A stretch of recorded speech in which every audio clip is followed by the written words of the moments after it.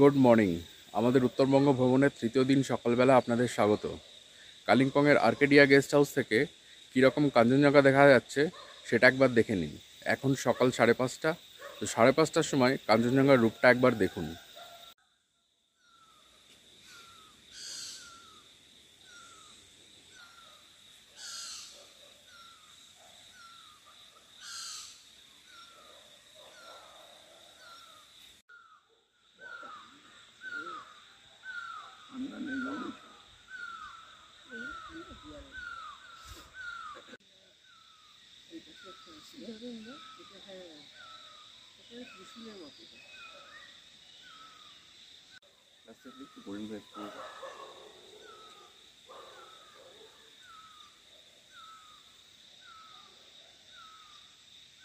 এবারে কাঞ্চনজঙ্ঘা আমাদের প্রতি একটু বেশি সদয়। যখনই কাঞ্চনজঙ্ঘা যেদিকে সেদিকে তাকালেই তিনি দেখা দিচ্ছেন। কাল সারাদিন জুড়ে দেখেছি এবং আজ সকাল থেকেও অসাধারণ রূপে ধরা দিচ্ছে।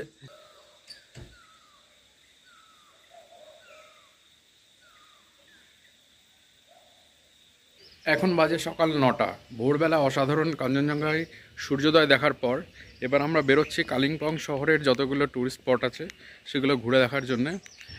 এখন আর কাঞ্চনজঙ্ঘা দেখা যাচ্ছে না, আকাশে মেঘ উঠে গেছে, তো বৃষ্টির একটা সম্ভাবনা তৈরি হয়েছে। ফলে একটু ছাতা টাতা নিয়েই বেরোচ্ছি। বৃষ্টি যদি না হয় তাহলে তো খুবই ভালো হয়, বৃষ্টি হলেও কিছু করার নেই। তারপরও ঘোড়া আমাদের চালু থাকবে। এখানে সিঁড়িটা বেশ স্টিভ, একটু দেখে নামতে হচ্ছে। তো গাড়িতে উঠি, তারপর কথা হচ্ছে। আমাদের হোমস্টে থেকে বেরিয়ে মিনিট 5-এর মধ্যে এসে পৌঁছেছি পাইন ভিউ নার্সারিতে। এখানে এন্ট্রি ফি হচ্ছে পার হেড 20 টাকা।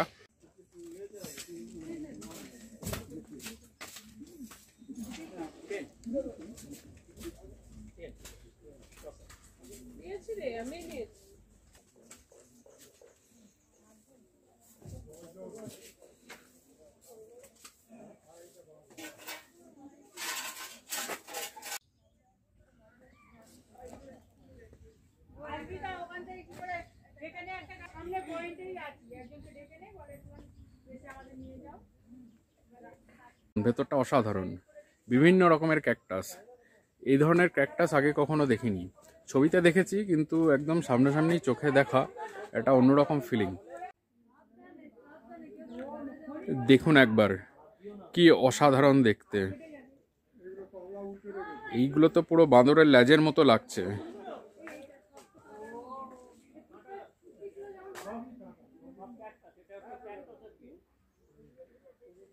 পুরোটা একটা চমক বলা চলে। যারা আসবেন তারা একবার অবশ্যই এই জায়গাটা ঘুরে যাবেন।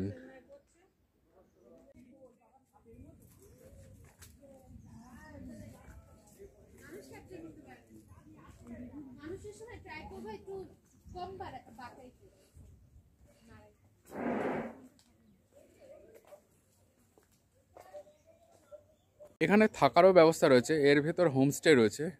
তো কেউ যদি থাকতে চান এখানে এসে থাকতেও পারেন।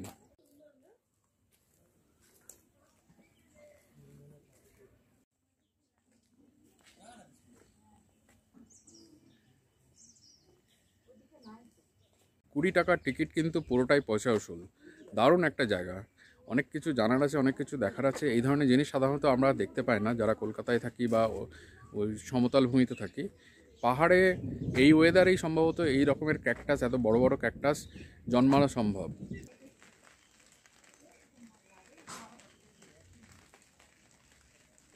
এখানে শুধু ক্যাকটাসই নয়, বিভিন্ন রকমের অর্কিডও পাওয়া যায়, এখানে বিক্রিও হয়। তো আপনারা চাইলে কিনতেও পারেন এখান থেকে।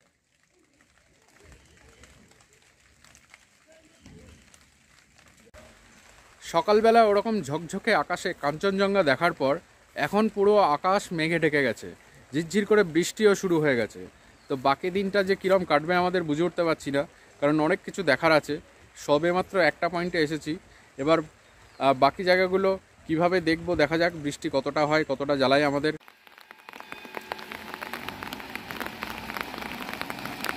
বৃষ্টি চলছে, তার মাঝেই এসে পৌঁছেছি দূরবীন মনেস্ট্রিতে। আমাদের ড্রাইভার যা বললো যে কোভিডের পর থেকে মনেস্ট্রির ভেতরে ঢোকা বারণ, বাইরে থেকে দেখা যায়, চারপাশটা ঘুরেও দেখা যায়। তো সেটাই করি, কিন্তু বৃষ্টি যা হচ্ছে তাতে বাকি দিনটা কিরম যাবে কে জানে।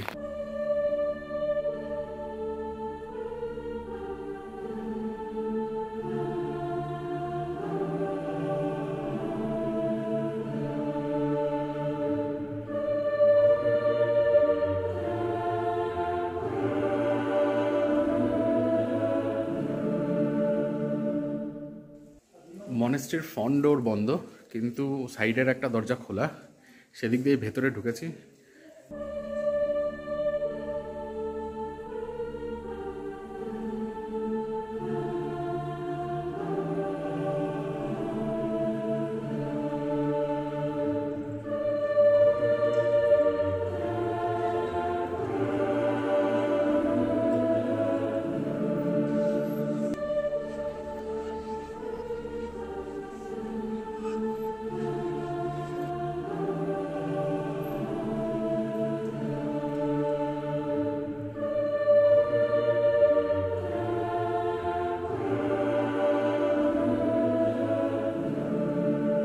সুন্দর একটা মনেস্ট্রি।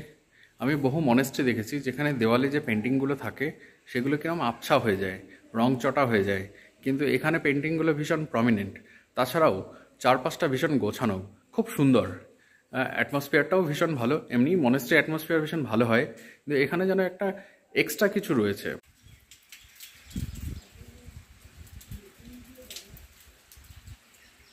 বৃষ্টির জন্য ভালোভাবে দেখানো যাচ্ছে না, কিন্তু আশেপাশের সৌন্দর্যটাও ভীষণ ভালো। আমার কাছে অত ভালো ক্যামেরা নেই, ফলে দূরের জিনিসগুলো আমি আপনাদের অত ভালোভাবে দেখাতে পারছি না, তবু চেষ্টা করছি যতটা দেখানো সম্ভব হয়।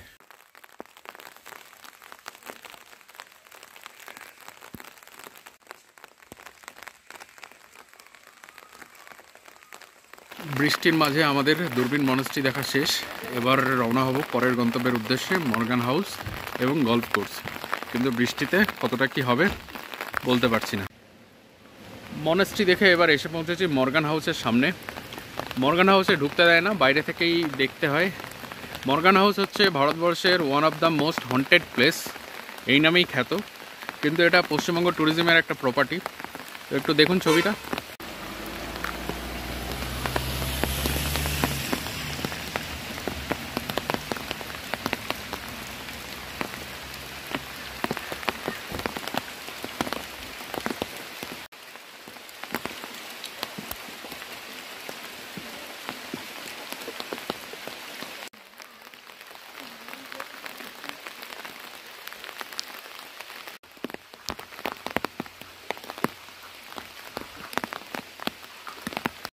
মর্গান হাউসের সামনেই হচ্ছে গল্ফ কোর্স।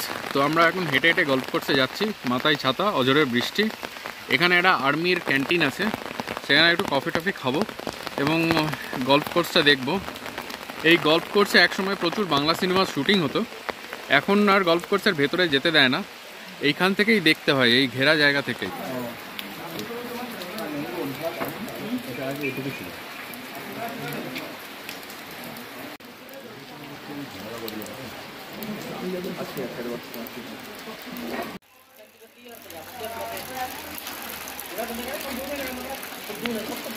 এটাই হচ্ছে কার্সিয়াং গল্ফ কোর্স। এটা মেনটেন করে ইন্ডিয়ান আর্মি এবং খুব সুন্দর। এটা একসময় প্রচুর সিনেমার শুটিং হতো, আপনি দেখবেন 80s এবং 90s শুরুর দিকে প্রসেনজিৎ, তাপস পাল, চিরঞ্জিতের প্রচুর সিনেমার গানের শুটিং হচ্ছে এখানে। লোকেশনটা দারুণ। আজকে বৃষ্টি হচ্ছে তাই দূরের ভিউ পাওয়া যাচ্ছে না, কিন্তু সব মিলিয়ে ব্যাপারটা বেশ ভালোই।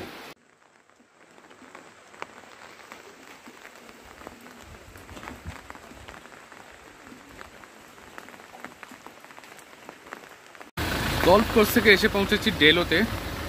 আসতে অনেকক্ষণ লাগলো, প্রায় 45 মিনিট। বৃষ্টির মধ্যে শহরের ভিতর প্রচণ্ড জ্যাম, সেই জ্যাম ট্যাম ঠেলে ঠুলে আমরা শেষ পর্যন্ত এসে পৌঁছেছি ডেলোতে।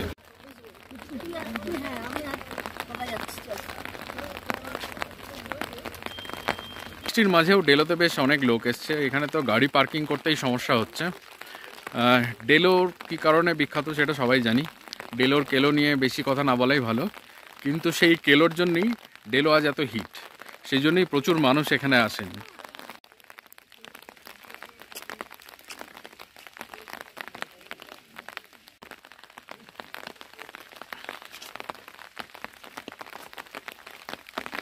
যেখানে গাড়ি পার্কিং করছে সেখান থেকে বেশ কিছুটা উপরে উঠতে হবে। রাস্তাটা সুন্দর, সাজানো গোছানো, সুন্দর বাগান, অনেক রকম ফুলের গাছ রয়েছে, দেখতে ভালোই লাগবে।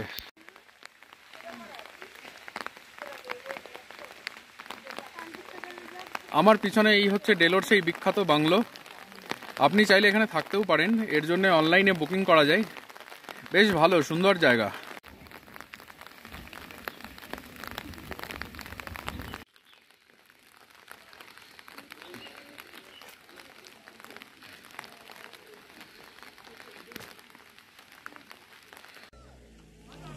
ডেলো ঘুরে এবার এসে পৌঁছেছি কালিম্পংয়ের সায়েন্স সেন্টারে। এখানের যে ওয়েদারটা সেটা একদম পুরো চেরাপুঞ্জির মতো লাগছে, চারিদিকে শুধু মেঘ আর মেঘ।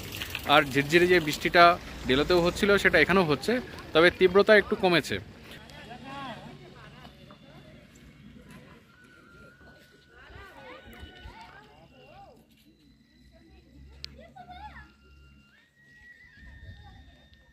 দু সালে উদ্বোধন হয়েছিল এই সায়েন্স সেন্টারটি।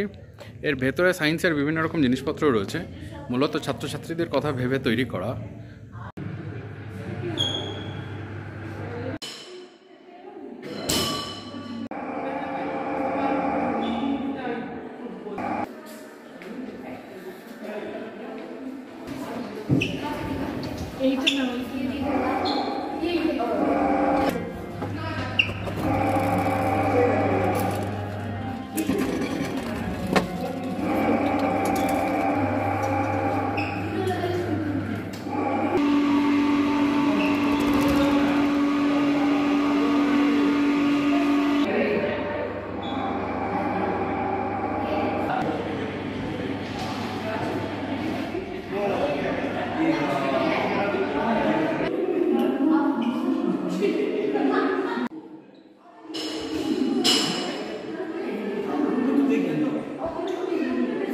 এখানে একটা ভুলভুলাইয়া রয়েছে, তার ভেতরে একটু ঢুকি দেখি।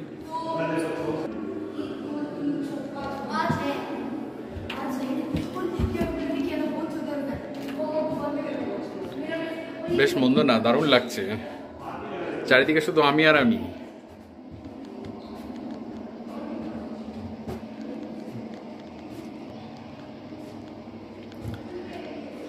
বুঝতে পারছি না কোন দিক দিয়ে যাবো। এই তো এই দিকটা পেয়েছি।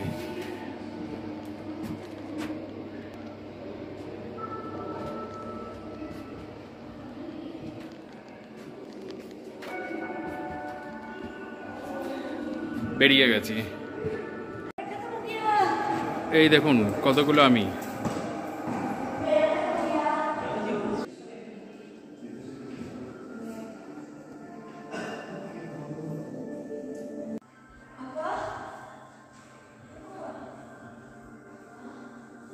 ভেতরটা বেশ ভালো। বাচ্চা বাচ্চা ছেলেরা যদি আসে, সায়েন্স নিয়ে যদি আগ্রহ থাকে, তাহলে তাদের জন্য একদম আইডিয়াল জায়গা। বেসিক সায়েন্স নিয়ে অনেক কিছু বলা রয়েছে, অনেক কিছু শেখারও রয়েছে। ফলে যারা বাচ্চা কাচ্চা নিয়ে আসবেন তারা কিন্তু এখানে আসবেন, এটা মাস্ট ভিজিট একটা প্লেস। এবার সায়েন্স সেন্টারে পার্কের দিকে যাচ্ছি। রিসেপশন থেকে বললো পার্কটাও বেশ ভালো, তো পার্কটাও একটু ঘুরে দেখি।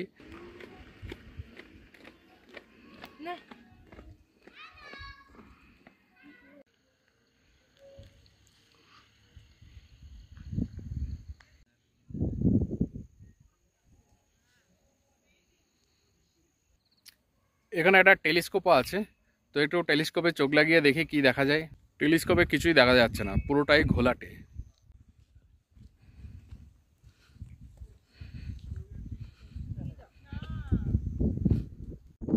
এখানে দড়ি দিয়ে একটা মাকড়সার জালও বানানো রয়েছে। মাকড়সার জালের মধ্যে যে একটা অসাধারণ সায়েন্স রয়েছে সেটাকে এখানে সুন্দরভাবে ফুটিয়ে তোলা হয়েছে।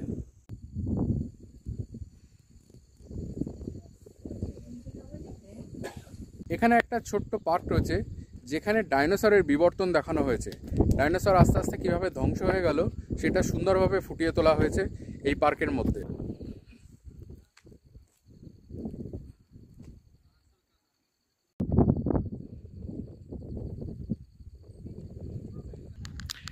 পার্কটা ভীষণ সুন্দর, বহু কিছু দেখার আছে, বহু কিছু বোঝার আছে।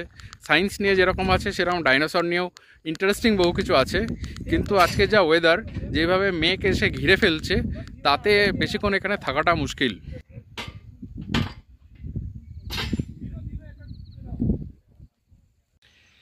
এখন বাজে 5:10।